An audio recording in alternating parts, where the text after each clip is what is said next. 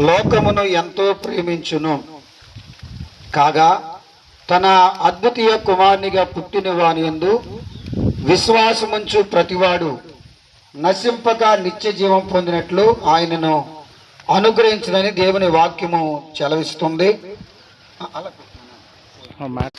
ఆయన లోకాన్ని ఎంతో ప్రేమించాడు.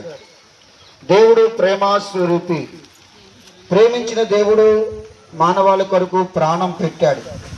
ప్రేమలో త్యాగం ఉంది. ఇది లోక ప్రేమ కాదు. దేవుడు ప్రేమాస్వరూపి.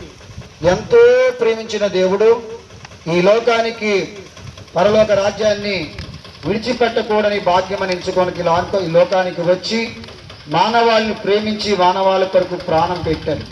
అలాంటి యేసుక్రీస్తు ప్రభునందు ఎవరైతే విశ్వాసం ఉంచుతారో, నమ్ముతారో, నిరీక్షణ ఉంచుతారో వారు రక్షించబడతారు.